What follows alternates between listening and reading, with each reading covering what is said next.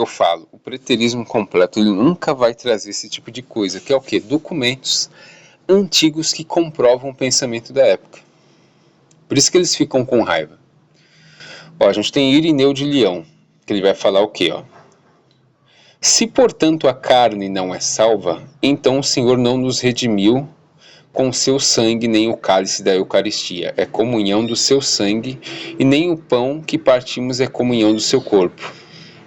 Assim como o trigo caindo na terra e dissolvendo-se, ressuscita multiplicado pelo Espírito de Deus, assim também os nossos corpos. Ou seja, ele acreditava em ressurreição dos corpos. Tertuliano. A carne ressurgirá, totalmente, de fato a mesma e ainda inteira. Nenhuma substância é tão própria para a ressurreição quanto aquela que caiu na morte. Orígenes. O que se levanta dentre os mortos, levanta-se com corpos. A diferença entre a glória do corpo terreno e a do celestial. Justino Mártir. Creio também que haverá ressurreição da carne. Quarto Esdras, que é um livro apocalíptico do primeiro século, que diz assim: os rostos deles brilharão como o sol, e serão transformados.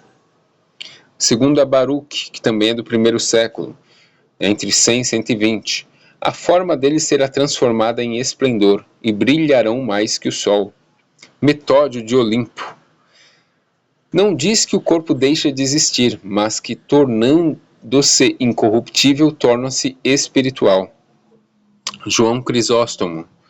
Ele chama espiritual não porque seja sem corpo, mas porque será governado pelo Espírito. Agostinho de Hipona. Então o corpo será espiritual, não porque deixará de ser corpo, mas porque obedecerá perfeitamente ao Espírito. Vamos lá.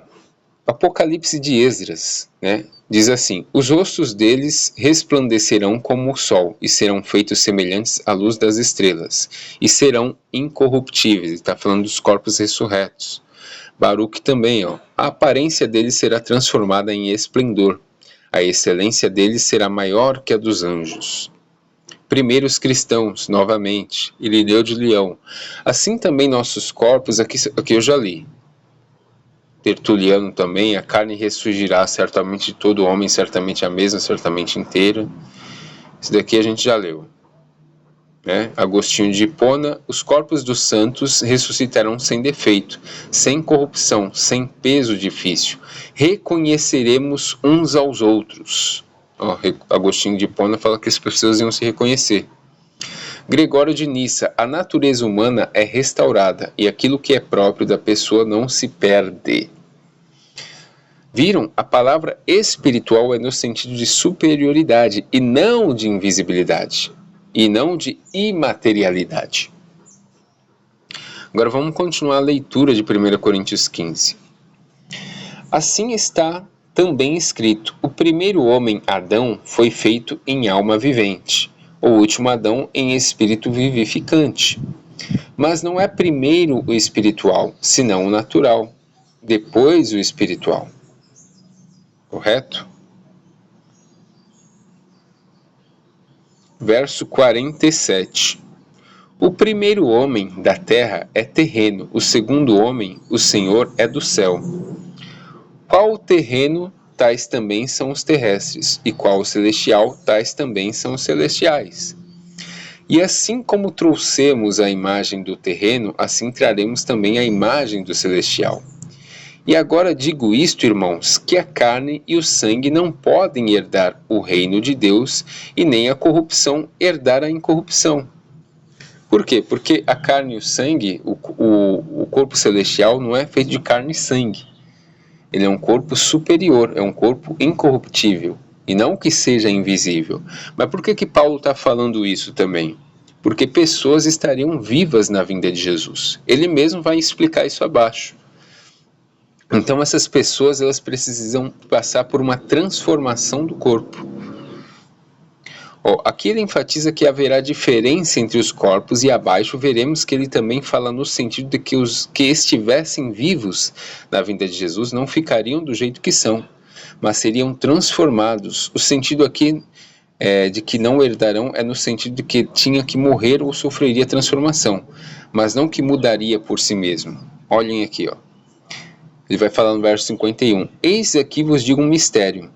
Na verdade, nem todos dormiremos, mas todos seremos transformados. No momento, no abrir e fechar de olhos, ante a última trombeta, porque a trombeta soará e os mortos ressuscitarão incorruptíveis, e nós seremos transformados. É aquela mesma questão de Tessalonicenses, quem tivesse vivo ia ter seu corpo transformado. Paulo aqui enfatiza que na vinda de Jesus os mortos ressuscitariam e os vivos seriam transformados ao mesmo tempo. Aí eu pergunto, onde que isso aconteceu no ano 70? Me mostre algum registro histórico de pessoas indo encontrar Jesus nos ares, pessoas vivas tendo seu corpo transformado. Você não encontra isso. Né? Aqui, alguns ainda vão questionar. Mas aqui não está falando que é na sequência. Porém, o mesmo fala a mesma ideia em outras de suas cartas.